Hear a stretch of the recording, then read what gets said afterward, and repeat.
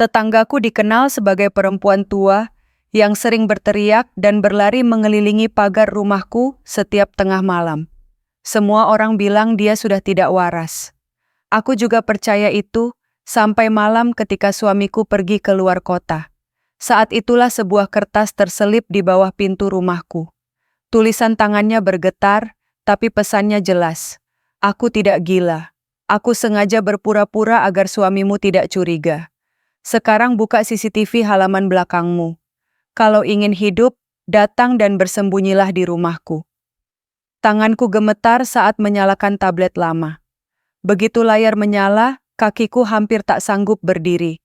Di rekaman itu, suamiku terlihat menggali lubang besar di bawah pohon dengan pisau dan kantong hitam di sampingnya.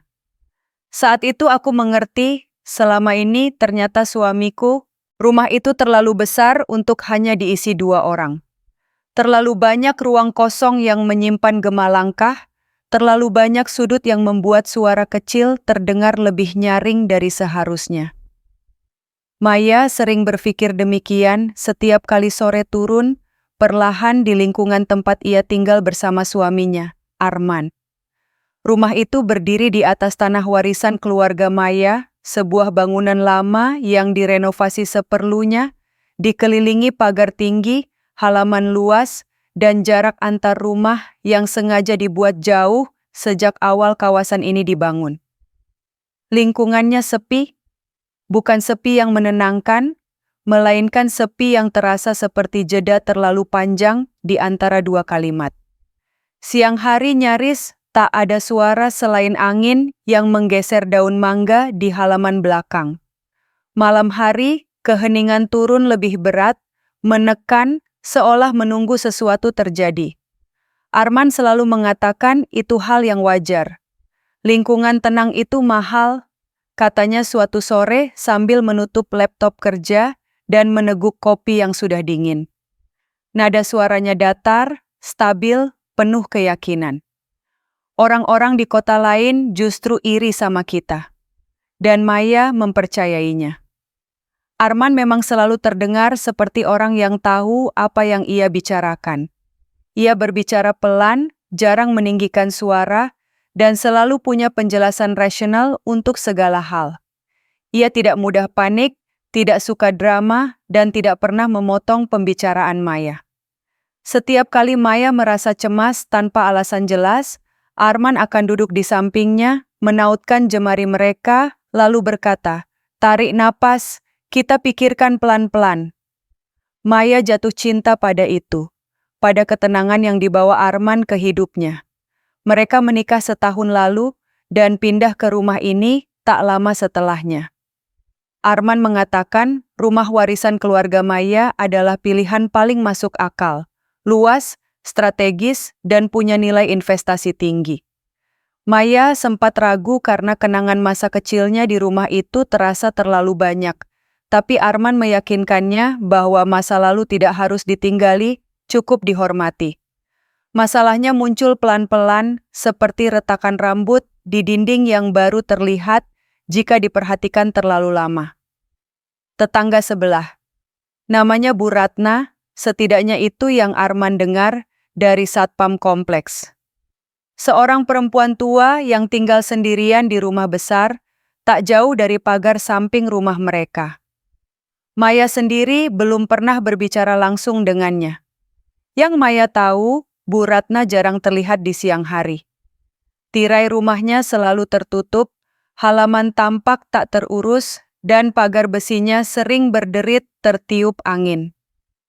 Namun setiap malam, tepat ketika jam dinding di kamar tidur Maya melewati tengah malam, suara itu muncul.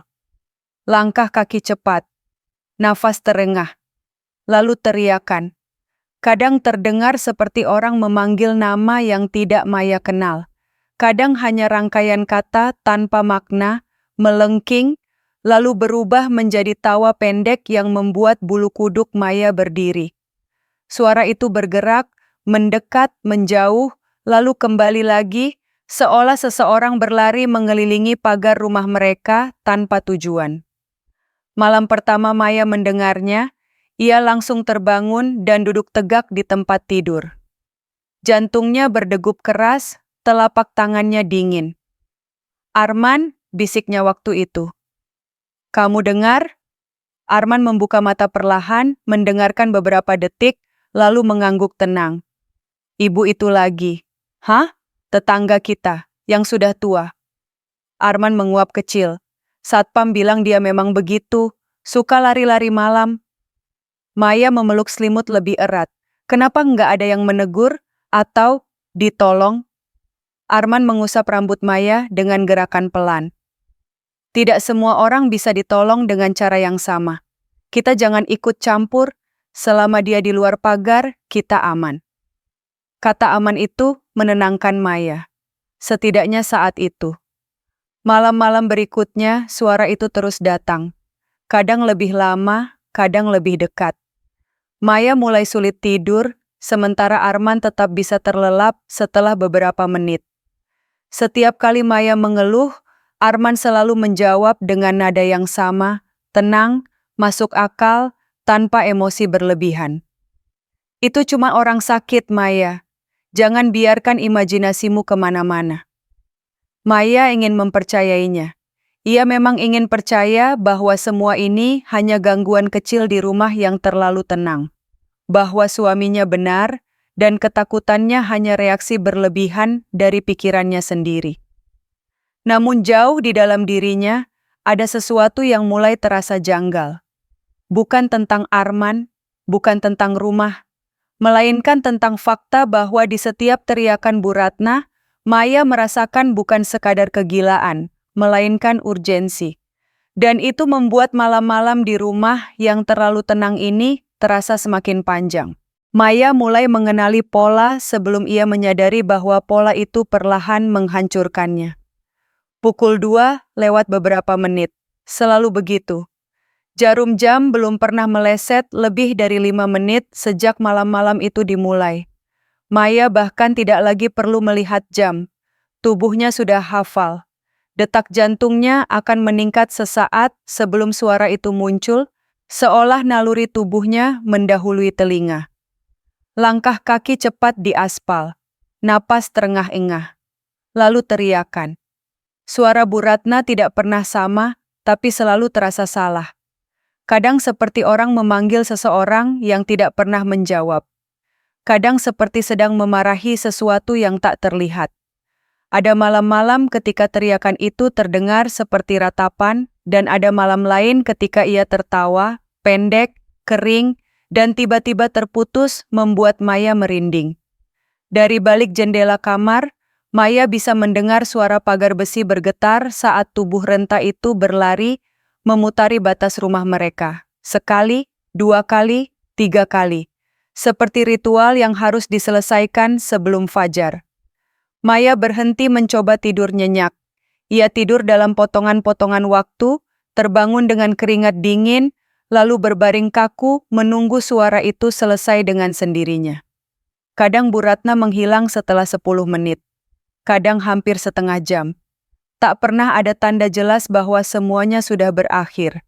Hanya keheningan yang kembali turun, berat dan mencurigakan. Arman selalu bangun karena Maya menggigil. Ia akan duduk menyalakan lampu tidur dengan cahaya redup, lalu menarik Maya ke pelukannya. Dadanya hangat, detak jantungnya stabil. Tidak tergesa, tidak terganggu. "Sudah," katanya pelan setiap kali. Dia pasti capek sendiri. Maya ingin percaya bahwa ketenangan Arman adalah bukti bahwa semua ini tidak berbahaya. Bahwa jika suaminya tidak panik, maka ia pun seharusnya tidak panik. Namun pikiran tetap bekerja di luar kendalinya. "Mas, bagaimana kalau kita lapor ke Satpam lagi?" Maya akhirnya berkata suatu malam, suaranya nyaris berbisik. "Atau RT, atau polisi?" Arman tidak langsung menjawab. Ia menghela napas perlahan, seolah pertanyaan itu sudah lama ia perkirakan akan muncul. "Maya," katanya lembut, "apa yang mau kita laporkan? Orang tua sakit yang lari-lari? Tapi ini setiap malam." "Justru itu." Arman mengusap lengan Maya. Kalau kita lapor, mereka bisa bawa dia ke rumah sakit jiwa. Kamu tega? Pertanyaan itu membuat Maya terdiam. Arman melanjutkan, suaranya tetap rendah dan masuk akal. Kita hidup di lingkungan yang tenang karena orang-orang tidak saling ikut campur berlebihan. Jangan jadi orang yang merusak itu. Maya mengangguk pelan meski perutnya terasa mengeras. Ia tidak ingin menjadi orang jahat. Tidak ingin menjadi istri yang terlalu curiga. Ia mengingat nasihat ibunya. Istri yang baik adalah istri yang percaya pada suaminya. Dan Arman selalu tampak pantas dipercaya. Ia tidak pernah membentak, tidak pernah memaksa. Bahkan ketika Maya terbangun dengan mata sembab dan wajah pucat, Arman hanya akan membuatkan teh hangat dan berkata, "Besok kita cari tirai yang lebih tebal." Namun tubuh Maya mulai menunjukkan sesuatu yang tidak bisa ia sangkal. Tangannya sering gemetar tanpa sebab. Konsentrasinya buyar. Ia menjadi mudah terkejut oleh suara kecil, sendok jatuh, pintu tertutup angin, bahkan notifikasi ponsel. Di siang hari, ia merasa lelah seolah tidak pernah benar-benar tidur. Setiap malam menjelang pukul 2, pikirannya sudah bersiap untuk ketakutan. Ia mulai membenci jam. Membenci keheningan sebelum teriakan. Membenci dirinya sendiri karena tidak berani berbuat apa-apa.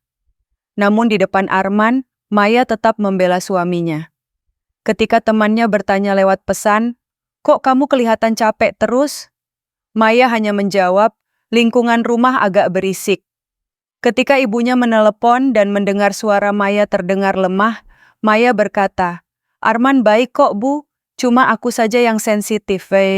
Ia menutup rapat kemungkinan bahwa Arman bisa salah. Bahwa penjelasan-penjelasannya mungkin bukan kebenaran utuh. Karena jika Arman bukan pelindungnya, maka Maya tidak tahu siapa lagi yang bisa ia percaya.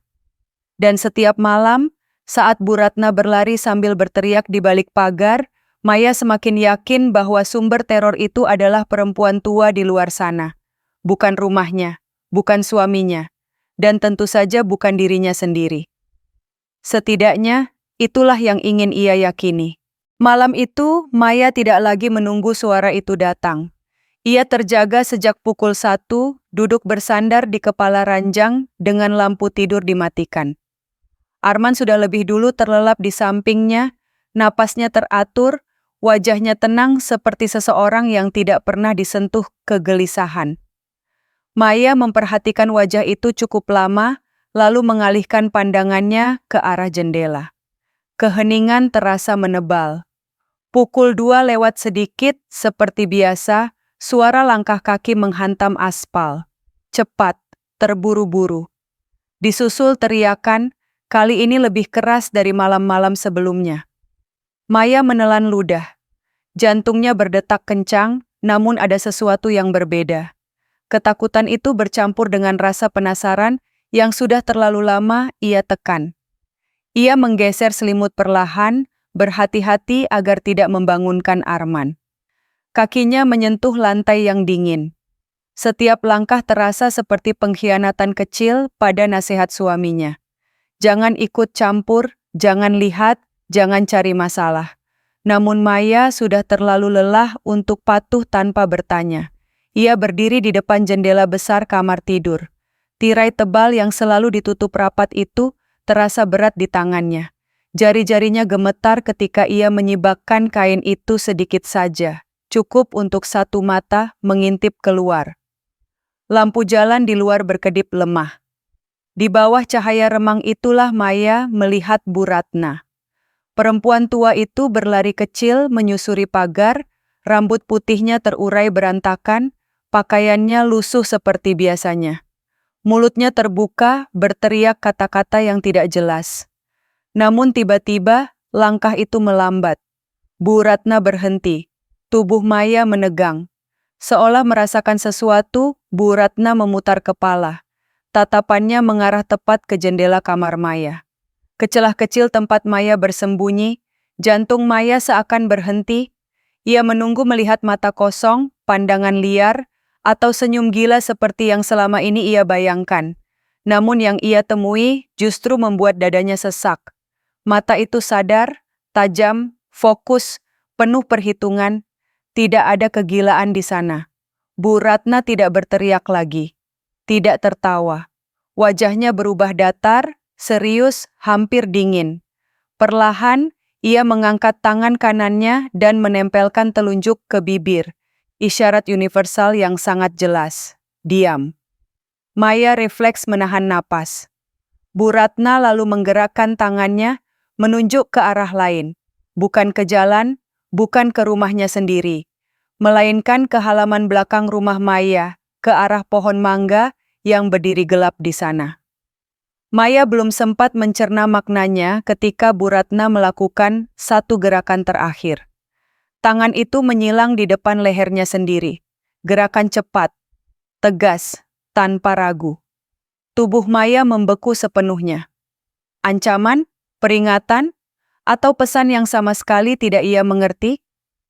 Sebelum Maya sempat menarik tirai atau memalingkan wajah, Bu Ratna tiba-tiba berubah. Ekspresi serius itu lenyap seketika. Mulutnya kembali terbuka, tertawa melengking. Bahunya terguncang seperti orang yang kehilangan kendali. Ia kembali berlari, berteriak kata-kata tak jelas, mengelilingi pagar seperti tidak pernah terjadi apa-apa. Seperti seseorang yang sedang memainkan peran. Maya menarik tirai dengan kasar dan mundur satu langkah. Kakinya terasa lemas, ia bersandar ke dinding, mencoba bernapas, namun udara terasa terlalu sempit di dadanya. Ia kembali ke tempat tidur dengan langkah terhuyung. Arman masih tertidur, sama sekali tidak menyadari apa yang baru saja terjadi beberapa meter dari dirinya. Maya menatap wajah suaminya dalam gelap, mencari rasa aman yang biasanya ia temukan di sana. Namun untuk pertama kalinya, ketenangan itu tidak datang. Tatapan Bu Ratna terus terbayang di benaknya. Bukan tatapan orang gila, melainkan tatapan seseorang yang tahu sesuatu dan sedang berusaha memberitahu dengan cara yang sangat berbahaya. Maya memejamkan mata, memaksa dirinya berpikir logis. Mungkin itu hanya ilusi karena kurang tidur. Mungkin pikirannya yang terlalu lelah mulai menciptakan makna dari hal yang tidak ada. Ia ingin percaya itu, ia harus percaya itu. Namun jauh di dalam hatinya, sebuah pemahaman kecil mulai tumbuh, pelan tapi pasti. Jika Bu Ratna benar-benar gila, maka ia tidak mungkin tahu kapan harus diam. Dan jika perempuan tua itu tidak gila, maka selama ini Maya mungkin telah salah menilai siapa yang seharusnya ia takuti. Pagi datang dengan cara yang terlalu biasa untuk malam yang tidak pernah benar-benar selesai. Sinar matahari menembus sela ventilasi, memantul di lantai keramik yang dingin. Maya bangun dengan kepala berat, seolah semalaman ia berlari tanpa berpindah tempat. Arman sudah tidak ada di ranjang. Dari dapur terdengar bunyi cangkir diletakkan pelan, aroma kopi menguar, ritual pagi yang selalu sama. Bangun, suara Arman terdengar cerah ketika Maya keluar kamar. Ia sudah rapi, kemejanya disetrika licin, jam tangan melingkar di pergelangan dengan presisi yang menenangkan. Maya mengangguk. Ia tersenyum kecil, mencoba menyelaraskan diri dengan pagi yang tampak normal. Mereka sarapan dengan obrolan ringan tentang jadwal kerja Arman, tentang belanja yang tertunda, tentang cuaca yang katanya akan hujan sore nanti. Tidak ada yang aneh, tidak ada yang retak, setidaknya di permukaan. Setelah Arman berangkat, rumah kembali sunyi. Maya memulai rutinitasnya. Merapikan ruang tamu, menyapu lantai, menata ulang bantal sofa, yang entah kenapa selalu terasa miring. Ia berusaha menenggelamkan ingatan tentang tatapan Bu Ratna semalam. Namun pikiran itu muncul lagi ketika ia sampai di dekat pintu samping, pintu yang mengarah ke garasi kecil, dan halaman belakang, rak sepatu. Di sanalah ia melihatnya. Sepasang sepatu kerja Arman tergeletak tidak rapi. Biasanya Arman sangat teliti soal itu. Sepatu selalu disusun sejajar, menghadap arah yang sama. Kali ini tidak. Salah satunya sedikit terjungkir dan warnanya berbeda. Maya berjongkok, tanah merah, basah, lengket, menempel tebal di sisi sol dan bagian pinggir sepatu, seperti baru diinjak dari tempat yang becek. Bukan debu tipis, bukan cipratan kecil. Tanah yang berat, liat, dan pekat, tanah kebun, bukan aspal kota. Maya mengangkat sepatu itu. Beratnya terasa tidak wajar. Jantungnya berdebar pelan. Arman kemarin bilang ia seharian rapat di kantor pusat. Gedung bertingkat dengan lantai marmer dan karpet tebal. Tidak ada proyek lapangan, tidak ada kunjungan lokasi. Tenang, Maya berbisik pada dirinya sendiri. Pasti ada penjelasan.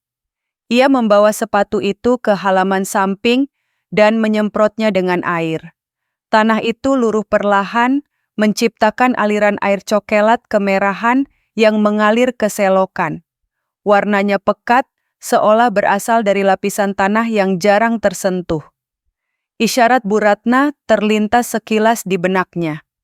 Maya memejamkan mata, menggeleng cepat, seakan bisa mengusir pikiran itu dengan gerakan kecil. Ia merasa bodoh. Terlalu banyak menghubungkan hal-hal yang tidak seharusnya disambungkan. Sore harinya, Arman pulang lebih awal. Ia masuk rumah dengan senyum yang sama, nada suara yang sama, membawa kehangatan yang selama ini menjadi jangkar Maya. Mereka duduk di ruang tengah, minum teh hangat. Maya mengumpulkan keberanian. "Mas," katanya, berusaha terdengar santai. "Kemarin ke proyek mana? Sepatumu kotor sekali." Ada jeda, sangat singkat. Hampir tidak terlihat. Namun Maya merasakannya. Mata Arman tidak langsung bertemu dengan matanya. Hanya sepersekian detik, lalu senyum itu kembali. "Oh itu," jawab Arman ringan. "Ban mobilku kempes di jalan pintas. Jalannya lagi diperbaiki, hujan pula. Mau nggak mau turun ke tanah buat ganti ban." Penjelasan yang masuk akal. Terlalu masuk akal. Maya mengangguk, merasa panas merambat di wajahnya. Rasa bersalah datang lebih cepat daripada kecurigaan. Ia membayangkan dirinya sendiri sebagai istri yang mencurigai hal sepele. Istri yang tidak percaya. Istri yang berlebihan. "Maaf," katanya pelan. "Aku cuman kepikiran saja." Arman tersenyum meraih tangan Maya. "Nggak apa-apa, kamu akhir-akhir ini kurang tidur." Kalimat itu menenangkan dan sekaligus menutup pembicaraan. Malamnya, Maya berbaring di ranjang dengan mata terbuka. Arman sudah tertidur di sampingnya. Suara napasnya teratur, seperti metronom yang menandai bahwa dunia masih berjalan normal. Namun pikiran Maya berputar. Tentang tanah merah. Tentang jeda kecil sebelum jawaban. Tentang isyarat menyilang di leher. Ia merasa bersalah karena menyimpan kecurigaan itu. Ia menegur dirinya sendiri dalam hati. "Arman tidak pernah menyakitimu. Ia selalu ada. Ia selalu melindungi. Namun perasaan tidak enak itu tidak pergi. Ia tidak berteriak, tidak memaksa, tidak menuntut. Ia hanya menetap, seperti lumpur di sepatu yang meski dibersihkan, masih menyisakan noda di sudut-sudut yang sulit dijangkau." Dan untuk pertama kalinya, Maya menyadari sesuatu yang membuat dadanya terasa sempit. Kepercayaannya pada Arman masih utuh, tetapi retakan kecil sudah mulai muncul, dan ia tidak tahu bagaimana cara menambalnya tanpa melukai dirinya sendiri. Malam itu datang tanpa tanda. Tidak ada teriakan lebih keras dari biasanya. Tidak ada angin yang berlebihan. Rumah tetap sunyi seperti selalu. Justru karena itulah Maya terbangun. Karena keheningan terasa terlalu rapi, terlalu terkontrol. Ia menoleh ke sisi ranjang. Arman tidak ada. Lampu kamar masih mati, tapi dari celah pintu terlihat garis cahaya tipis dari arah dapur. Maya duduk perlahan, jantungnya berdegup dengan ritme yang asing. Ia mendengarkan. Tidak ada suara langkah, tidak ada bunyi air, hanya satu suara yang sangat halus, berulang, dan konsisten. Gesekan. Maya turun dari ranjang dengan langkah hati-hati. Lantai terasa dingin menembus telapak kakinya. Ia berjalan mendekati pintu kamar, membuka sedikit, dan mengintip ke arah dapur. Arman berdiri membelakanginya. Ia tidak menyalakan lampu utama. Hanya lampu kecil di bawah kabinet yang menyala, menciptakan bayangan panjang di lantai. Di tangannya, Arman memegang sebilah pisau dapur besar. Bilahnya berkilat saat digerakkan perlahan di atas batu asah. Srek, srek, srek. Gerakannya tenang, terlalu tenang. Maya menahan napas. Ini bukan pemandangan yang sepenuhnya asing. Arman memang suka memastikan peralatan dapur tajam. Namun ada sesuatu yang berbeda malam ini. Bukan pada pisau itu, melainkan pada wajah Arman. Ekspresinya kosong, tidak marah. Tidak fokus seperti orang bekerja, tidak pula santai. Tatapannya menempel pada bilah pisau, tapi seolah tidak benar-benar melihatnya. Seperti seseorang yang sedang berada di tempat lain. Maya mundur satu langkah tanpa suara. Jantungnya berdetak keras di telinganya sendiri. Ia kembali ke kamar dan duduk di tepi ranjang, berusaha mengatur napas. Beberapa menit kemudian, Arman masuk. Ekspresinya kembali normal, hangat, familiar. "Maaf bangunin kamu?" tanyanya pelan. Maya menggeleng. "Enggak." Arman tersenyum, meletakkan pisau di tempatnya, lalu berbaring. Ia memeluk Maya seperti biasa. Tubuhnya hangat, sentuhannya sama. Namun Maya tetap terjaga, menatap langit-langit dalam gelap, memutar ulang bayangan itu berulang kali. Keesokan paginya, Arman berkata ia harus pergi dinas keluar kota. "Hanya 3 hari," katanya sambil melipat kemeja ke dalam koper. "Ada urusan mendadak, sengketa kecil tapi harus ditangani langsung." Maya membantu menyiapkan barang-barangnya dengan gerakan otomatis. Ia mengangguk, tersenyum, menanyakan hal-hal kecil. Arman terlihat seperti biasa, efisien, terorganisir, penuh kendali. Sebelum berangkat, Arman memeluknya lama. "Kunci semua pintu," pesannya. "Jangan buka untuk siapapun, terutama kalau Bu Ratna kumat lagi." Maya mengiyakan. Ia berdiri di depan pintu sampai mobil Arman menghilang di tikungan jalan. Dan saat suara mesin itu lenyap sepenuhnya, sesuatu terjadi di dalam dirinya. Kelegaan. Tipis tapi nyata. Maya terkejut oleh perasaannya sendiri. Ia menunggu rasa takut. Takut sendirian di rumah besar. Takut pada teriakan tengah malam. Takut pada kesunyian. Namun yang datang justru napas panjang yang terasa lebih lega dari hari-hari sebelumnya. Rumah terasa lebih ringan. Ia berkeliling rumah, mengunci ulang pintu, menutup tirai, lalu duduk di ruang tengah. Tidak ada suara langkah Arman, tidak ada aroma kopi buatannya. Tidak ada kehadiran lain selain dirinya sendiri. Dan untuk pertama kalinya, setelah sekian lama, Maya merasa bisa bernapas penuh. Malam itu, Bu Ratna kembali berteriak. Namun kali ini, Maya tidak menggigil seperti biasanya. Ia berdiri di balik jendela, mendengarkan, merasa waspada, bukan ketakutan. Ketakutannya telah bergeser.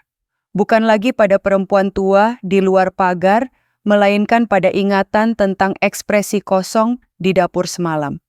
Tentang pisau yang diasah dengan sabar. Tentang jeda-jeda kecil yang mulai terkumpul menjadi sesuatu yang lebih besar. Maya menyadari satu hal yang membuat tenggorokannya mengering. Ketika Arman tidak ada, rumah ini terasa lebih aman. Kesadaran itu tidak datang dengan teriakan atau air mata. Ia datang pelan, seperti retakan yang akhirnya terlihat jelas ketika cahaya mengenainya dari sudut yang tepat. Dan Maya tahu, apapun yang sebenarnya mengintai dalam hidupnya, sumbernya mungkin tidak pernah berada di luar pagar rumah ini. Malam pertama tanpa Arman terasa berbeda sejak awal. Rumah tetap besar, tetap sunyi, tetapi keheningan kali ini tidak menekan dada Maya. Ia menyeduh teh, duduk di ruang tengah, lalu mencoba membaca buku yang sejak lama tertunda. Pukul 9 lewat sedikit, ia menunaikan salat, berdoa lebih lama dari biasanya, lalu kembali duduk dengan punggung bersandar pada sofa. Jam dinding berdetak pelan, teratur, sebuah irama yang membuatnya mengantuk. Ketika suara itu datang, ia tidak langsung terkejut. Bukan teriakan, bukan langkah kaki, melainkan gesekan halus seperti sesuatu yang diselipkan perlahan di bawah pintu. Maya menegakkan badan. Ia menahan napas, mendengarkan. Tidak ada bunyi lain, tidak ada suara lari, tidak ada tawa melengking, hanya keheningan yang kembali turun setelah 1 detik yang terasa terlalu singkat. Ia berdiri, melangkah mendekati pintu utama. Dari celah bawah pintu, tampak sudut kecil kertas berwarna putih kusam. Jantungnya berdegup lebih cepat. Maya membuka kunci perlahan, mengintip keluar. Tidak ada siapa-siapa. Jalanan kosong, lampu jalan menyala redup, pagar berdiri diam. Maya menutup pintu kembali dan membungkuk mengambil kertas itu. Tangannya gemetar. Kertas itu kasar, seperti sobekan dari buku catatan lama. Tulisan di atasnya tebal dan tergesa, ditulis dengan tinta hitam yang sedikit melebar di serat kertas. Ia membacanya sekali, lalu sekali lagi. Aku tidak gila, Maya. Aku berpura-pura agar suamimu tidak curiga. Lihat rekaman CCTV halaman belakang rumahmu. Sekarang, selamatkan dirimu. Dunia seolah menyempit. Maya mundur 1 langkah, punggungnya menyentuh dinding. Napasnya tercekat di tenggorokan. Kata-kata itu terlalu jelas, terlalu langsung untuk dianggap lelucon orang sakit jiwa. Nama Maya ditulis dengan ejaan yang benar. Tidak ada teriakan, tidak ada simbol aneh, hanya perintah singkat yang dingin. CCTV. Maya teringat tablet milik Arman yang biasa digunakan untuk memantau kamera rumah. Tablet itu dibawa Arman pergi, tapi Maya ingat ada 1 lagi. Tablet lama disimpan di laci meja kerja Arman. Tablet yang katanya rusak. Ia berjalan cepat ke ruang kerja. Tangannya membuka laci 1 persatu, menggeser berkas, map, dan buku catatan. Di bagian paling bawah, terjepit di balik tumpukan dokumen, tablet itu ada. Layarnya sedikit tergores, tapi utuh. Maya menekan tombol daya. Layar menyala. Baterainya hampir habis, tapi cukup. Tablet meminta kata sandi. Maya mencoba tanggal lahir Arman, salah. Tanggal pernikahan mereka, benar. Jantungnya kembali berdetak keras. Ia membuka aplikasi CCTV. Beberapa kotak kamera muncul di layar, teras depan, ruang tamu, garasi, semua tampak kosong. Maya menelan ludah, lalu menyentuh kotak terakhir. Halaman belakang. Gambar hitam putih mode malam memenuhi layar. Maya menutup mulutnya agar tidak berteriak. Di sana, di halaman belakang rumahnya sendiri, berdiri Arman. Bukan dengan setelan rapi, bukan dengan wajah suami yang dikenalnya. Ia mengenakan kaos lusuh dan celana kerja. Di tangannya, sebuah cangkul bergerak naik turun dengan ritme teratur. Tanah di bawah pohon mangga telah terbuka, membentuk lubang besar. Terlalu besar untuk tanaman, terlalu dalam untuk saluran air. Di sampingnya tergeletak kantong plastik hitam, gulungan tali, dan beberapa botol kecil. Maya merosot ke kursi, napasnya bergetar, tangannya dingin, tidak ada lagi ruang untuk penyangkalan. Arman tidak sedang di luar kota, ia tidak pergi ke bandara, ia ada di sini. Di rumah, menggali lubang di tengah malam. Lubang itu bukan untuk apapun yang masuk akal. Maya menatap layar tanpa berkedip.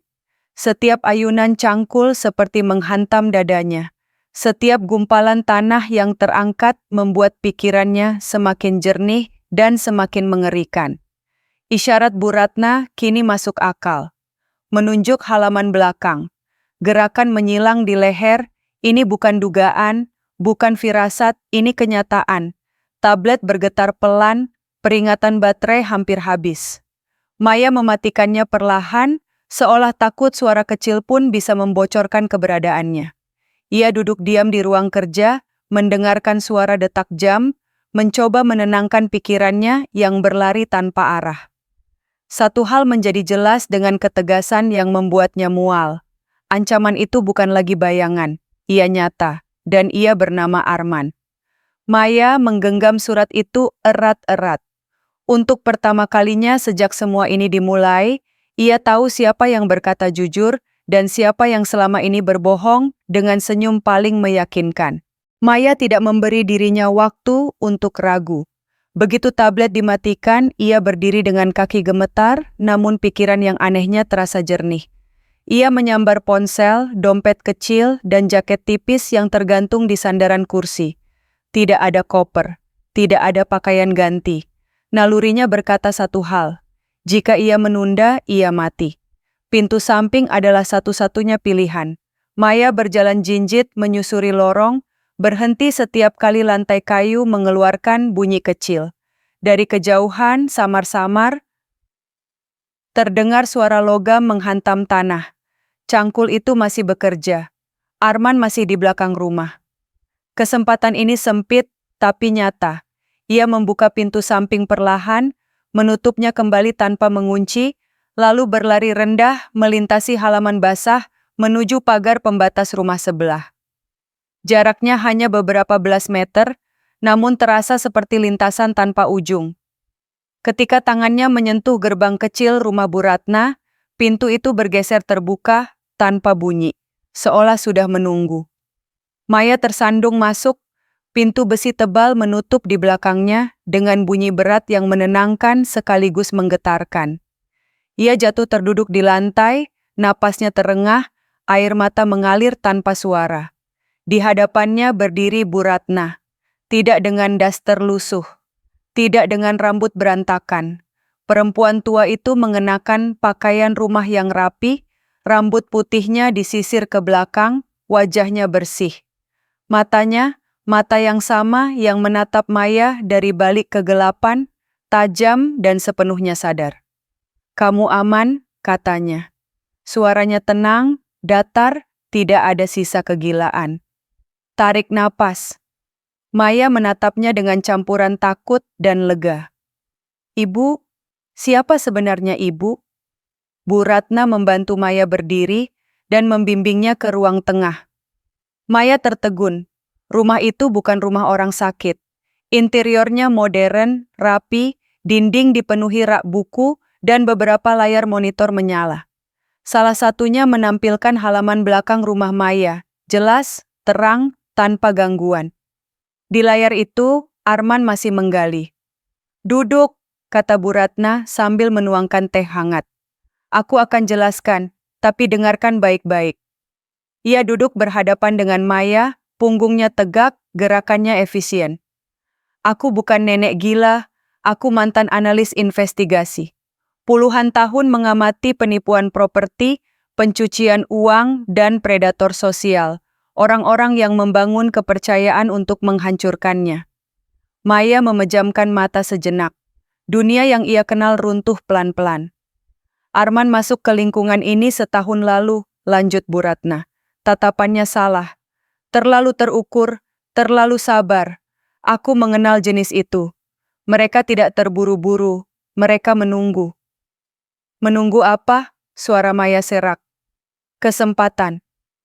Bu Ratna menunjuk layar. "Aset warisanmu, tanah itu, rumah itu.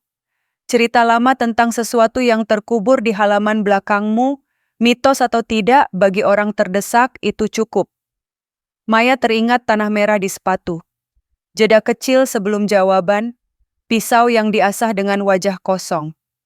"Aku berpura-pura gila," kata Bu Ratna seolah membaca pikirannya. Orang seperti Arman menghindari ketidakpastian. Mereka menyepelekan yang tampak tak rasional. Dengan begitu, aku bisa mengamati tanpa dicurigai. "Semua teriakan itu," Maya berbisik. "Peringatan," jawab Bu Ratna, "dan kamuflase." Maya menatap layar lagi.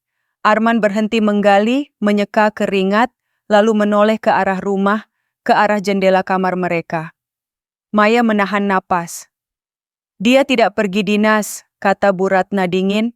"Dia bersembunyi, menunggu malam, menunggu kamu sendirian." Kata-kata itu menghantam tanpa suara. "Pelindungmu bukan dia," lanjut Bu Ratna, lebih lembut. "Pelindungmu adalah kebenaran. Dan sekarang kamu sudah melihatnya." Maya mengangguk perlahan. Ada rasa hancur tapi juga kejelasan yang pahit. Selama ini ia membela orang yang salah, menuduh orang yang benar. Mulai sekarang, kata Bu Ratna, kamu tidak sendiri. Rumah ini benteng. Sistem keamanannya aktif, polisi sudah diberi sinyal awal, tapi kita harus cerdas. Maya menggenggam cangkir tehnya, merasakan hangatnya menenangkan getaran di tangannya. Untuk pertama kalinya sejak malam-malam itu dimulai, ia merasa tidak sendirian dan tidak salah. Di luar, di bawah pohon mangga, Arman kembali mengangkat cangkulnya. Dan di dalam rumah benteng itu, Maya akhirnya tahu siapa yang harus ia percayai dan siapa yang harus ia hadapi. Bunyi logam pertama memecah malam seperti pukulan palu pada dada Maya. Dentang, dentang lagi, lebih keras. Di layar monitor, Arman muncul di depan pagar besi rumah Bu Ratna. Wajahnya bukan lagi wajah suami yang dikenalnya. Rahangnya mengeras, mata menyala, tangan kanannya menggenggam sesuatu yang memantulkan cahaya lampu jalan. Sebuah kapak pemecah kayu, pendek, berat, mematikan. Dia tahu kamu di sini, kata Bu Ratna tanpa panik. Tangannya bergerak cepat mematikan lampu utama. Rumah seketika gelap, menyisakan cahaya dingin dari monitor dan garis bulan yang menembus ventilasi. Maya menelan ludah. Tubuhnya ingin lari, bersembunyi, menghilang.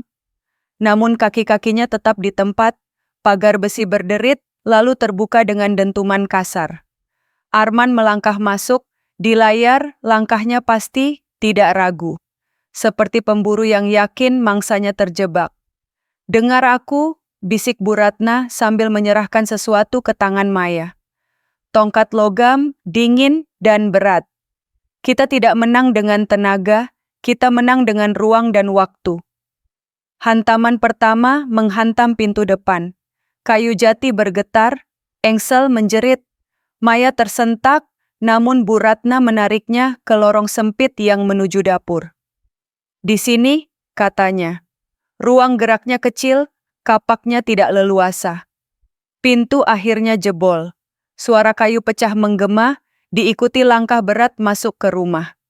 Napas Arman terdengar kasar, terpotong-potong, seperti hewan yang dipaksa berlari terlalu lama. Keluar, teriaknya. Suaranya bukan marah, dingin. Aku tidak ingin ini berantakan. Kapak menghantam meja. Kaca pecah. Maya menahan teriakan. Jantungnya memukul tulang rusuknya sendiri. Ponsel Maya bergetar di saku. Nama Arman menyala di layar. Bu Ratna memberi isyarat tegas. Angkat, pengeras suara. Halo sayang, suara Arman terdengar lembut, hampir manis. Aku pulang, kamu tidak di kamar, kamu kemana? Maya tidak menjawab. Tangannya gemetar. Nada itu berubah perlahan. Aku tahu kamu dekat. Gudang atau rumah tetangga yang gila itu? Maya memejamkan mata. Kalau kamu pintar, lanjut Arman, lebih rendah, kamu pulang sekarang. Kita selesaikan baik-baik. Hening beberapa detik. Lalu ancaman itu jatuh seperti pisau. Kalau tidak, katanya, aku menelepon orang-orangku di kampung. Ibumu sendirian kan? 5 menit. Panggilan terputus. Dunia Maya mengecil menjadi satu titik panas di dada. Wajah ibunya muncul, tua, lembut, selalu mendoakan. Rasa takut bertransformasi menjadi sesuatu yang lain. Amarah, tekad. Kita harus menghentikannya, kata Maya, suaranya parau namun tegak.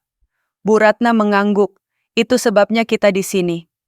Langkah Arman mendekat, bayangannya memanjang di lantai. Ketika ia melewati ambang lorong, Bu Ratna bergerak. Semprotan merica menyembur tepat ke wajah Arman. Teriakannya pecah, nyaring, merarah, buta. Kapak terlepas, jatuh berdentang. Maya bergerak tanpa berpikir. Tongkat logam menghantam punggung Arman. Tubuh besar itu terhuyung, jatuh berlutut, lalu bangkit lagi dengan raungan. Tangannya menyambar, mendorong Maya ke dinding. Udara terlempar dari paru-parunya. Bu Ratna menyalakan alat kejut listrik dan menempelkannya ke kaki Arman. Ia tersentak, mengumpat, lalu berbalik dan menendang Bu Ratna. Perempuan tua itu terjatuh, menghantam meja kaca. Pecahan berderai. "Bu Esther," Maya berteriak. Arman memungut kapak, langkahnya tertatih namun penuh niat. Ia mendekati Bu Ratna yang berusaha bangkit. Wajahnya gelap, tanpa sisa. Maya berdiri di antara mereka, napas terengah. Kata-kata keluar sebelum pikirannya sempat menimbang. "Berhenti," teriaknya. "Aku tahu di mana emasnya." Kapak berhenti di udara. Arman menoleh. Mata itu menyala.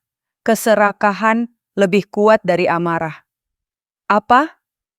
"Ayahku bilang sebelum meninggal," Maya berbohong, suaranya bergetar namun jelas. "Letaknya bukan di tengah, kamu menggali salah." Arman tersenyum tipis. Senyum yang membuat Maya mual. "Pintar," katanya. "Kalau kamu bohong, ibu kamu mati." Ia meraih lengan Maya dan menariknya menuju pintu yang menganga ke arah kegelapan halaman. Maya sempat menoleh. Bu Ratna, berdarah namun sadar, memberi anggukan kecil, perintah tanpa suara. Lari atau melawan. Pilihan itu kini sempit seperti lorong yang baru saja mereka lewati. Maya tahu satu hal dengan pasti. Ia tidak akan bersembunyi lagi. Tidak malam ini. Di bawah cahaya bulan, di antara reruntuhan rumah benteng, Maya melangkah keluar, bukan sebagai mangsa, melainkan umpan. Tanah halaman belakang terasa dingin dan lembab ketika Maya diseret mendekati pohon mangga tua. Daunnya berdesir pelan diterpa angin malam, seolah menyaksikan tanpa suara. Di hadapan mereka menganga lubang besar, hitam, basah, dan berbau tanah merah yang baru dibuka. Gundukan tanah menumpuk di sisi lubang, peralatan gali berserakan seperti tulang belulang. "Di sini," kata Maya, menunjuk akar terbesar yang menonjol ke arah utara. Suaranya sengaja dibuat gemetar, cukup untuk meyakinkan. "Ayah bilang, petinya ditanam di bawah akar tunggang, menghadap kiblat, bukan di tengah." Arman menatap lubang itu dengan mata berbinar. Keraguan yang sempat muncul lenyap digantikan keyakinan yang rakus. Ia menurunkan kapaknya, mengambil cangkul, lalu mulai menggali di titik yang ditunjuk Maya. Setiap ayunan penuh tenaga, napasnya kasar, keringat mengalir bercampur tanah. "Pantas saja," gumamnya. "Selama ini salah tempat." Maya berdiri di tepi lubang, menahan rasa mual. Ia menjaga jarak, berpura-pura membantu dengan menggeser tanah kecil-kecilan. Di sudut matanya, ia melihat pipa besi tua yang menyembul dari dinding tanah, saluran irigasi lama yang pernah diceritakan ayahnya sebagai peninggalan kolonial. Ia menelan ludah. Waktunya sempit. Bunyi itu datang tiba-tiba. Klang. Bukan suara cangkul bertemu akar. Bukan batu. Suara logam menghantam logam. Arman berhenti, tubuhnya menegang, ia menghantam lagi, lebih pelan. Klang, wajahnya pecah oleh senyum yang mengerikan. "Ida," bisiknya, "aku tahu."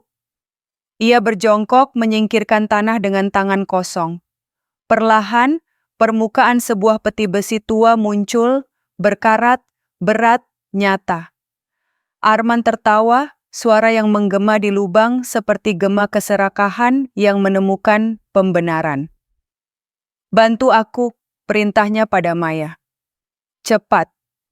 Maya mendekat, menempatkan dirinya dekat tangga tanah darurat. Ia berpura-pura menarik, namun tenaganya ditahan. Di balik deru napas Arman, ia mendengar sesuatu yang lain, gemuruh halus, jauh, seperti air yang bergerak di bawah tanah. Getaran pertama terasa di telapak kakinya. Air mulai merembes dari dinding tanah, bening lalu keruh, semakin deras. Arman mendongak, bingung. "Apa ini?" "Saluran tua," kata Maya cepat, mundur setapak. Air resapan. Air naik hingga mata kaki, lalu betis. Tanah di dasar lubang melunak, peti besi bergeser menjepit kaki Arman, ia mengumpat mencoba mengangkatnya, sia-sia. Beban itu justru menariknya turun. "Maya!" teriaknya, panik. "Bantu!" Maya memanjat tangga tanah dengan sisa tenaga. Arman meraih kakinya, jari-jarinya menyentuh kain celana. Ia terpeleset jatuh kembali, tertahan oleh peti yang kini menjadi jangkar kematiannya. Air semakin deras, berubah lumpur hisap. Maya mencapai bibir lubang dan berguling menjauh. Dari balik semak, Bu Ratna muncul tertatih, memegang kunci Inggris besar. Katup irigasi telah dibuka. Mata mereka bertemu. Tidak ada kata. Di bawah, Arman meronta. "Tolong!" Suaranya pecah. "Aku suamimu." Maya berdiri di tepi lubang, napasnya bergetar, matanya kering. Air dan lumpur menelan separuh tubuh Arman. Peti besi, obsesi yang ia kejar, menariknya lebih dalam. Ia menatap Maya dengan ketakutan murni, keserakahan runtuh oleh kenyataan. "Kamu yang menggali lubang ini," kata Maya pelan. "Kamu yang memilihnya." Sirene terdengar dari kejauhan, semakin dekat. Lampu biru merah memantul di dedaunan. Polisi tiba saat Arman sudah hampir tak bisa bergerak. Tim penyelamat menurunkan tali, menarik tubuh yang terjebak dengan susah payah, sekaligus mengangkat peti besi yang menjepitnya. Arman terbaring di rumput, basah kuyup, menggigil, matanya tak lepas dari peti itu. "Buka!" pintanya histeris. "Itu milikku." Gembok karat dihancurkan, tutup terangkat. Di dalamnya, batu bata tua berlumut, dokumen lapuk, rongsokan besi, tidak ada emas, tidak ada kilau, tidak ada janji. Wajah Arman kosong, lalu ia tertawa, pelan, patah, berubah menjadi raungan. Polisi memborgolnya. Tawa itu terus keluar, terputus-putus, seperti mesin yang rusak. Hujan rintik turun, membilas tanah merah di halaman. Maya memejamkan mata.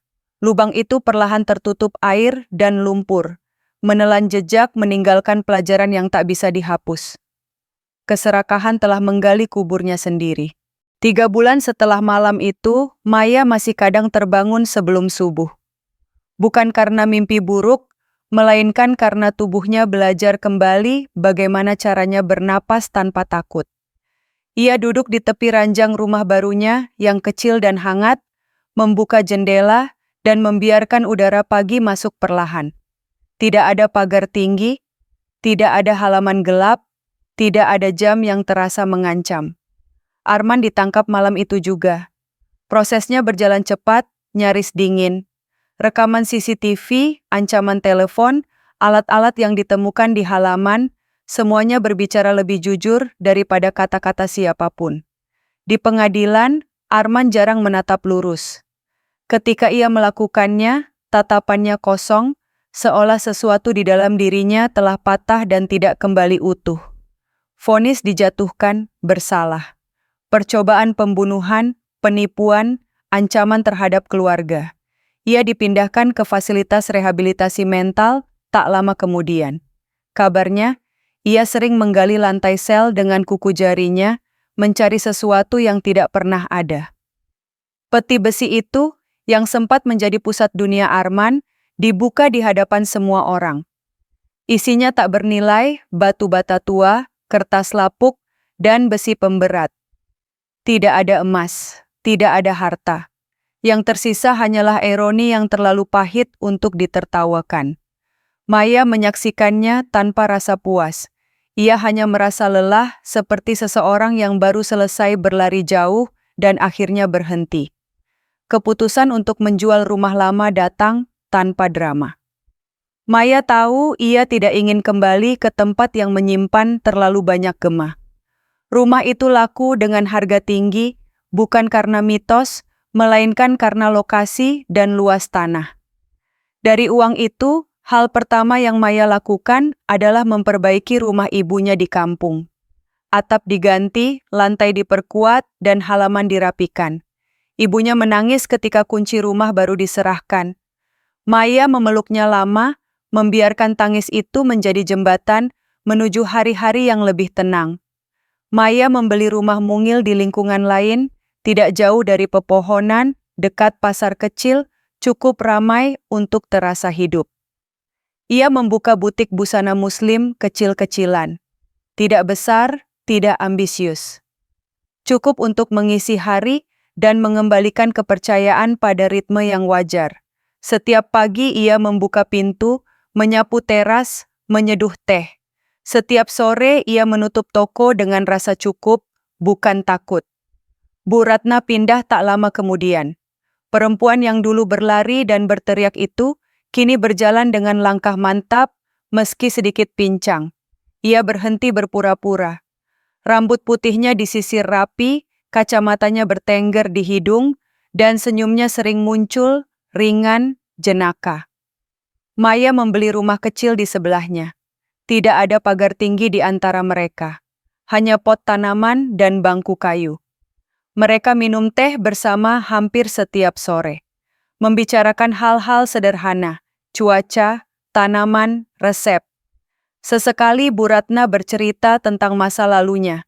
Cukup seperlunya, tanpa heroisme. Maya mendengarkan, belajar bahwa kewaspadaan tidak selalu berbentuk ketakutan. Kadang ia berbentuk kesabaran yang panjang. Suatu sore, Maya bertanya, "Kenapa dulu harus berpura-pura gila?" Bu Ratna tertawa pelan. "Orang jahat takut pada hal yang tak bisa mereka hitung. Aku memilih jadi variabel." Maya tersenyum. Jawaban itu sederhana dan tepat. Malam-malam kini sunyi dengan cara yang berbeda. Sunyi yang memberi ruang, bukan tekanan. Tidak ada lagi teriakan tengah malam, tidak ada suara cangkul, hanya jangkrik dan angin yang lewat, seperti doa yang tidak diminta namun hadir. Maya belajar satu hal yang tidak pernah ia baca di buku manapun. Penampilan bisa menipu, dan kebaikan yang paling berbahaya sering datang dengan suara paling tenang. Namun ia juga belajar hal lain yang lebih penting, bahwa keberanian tidak selalu berarti melawan dengan keras. Kadang ia berarti percaya pada kebenaran, meski harus meninggalkan apa yang selama ini terasa aman. Hidupnya tidak kembali seperti semula. Ia tidak ingin itu, ia memilih hidup yang baru, lebih kecil, lebih jujur, dan cukup.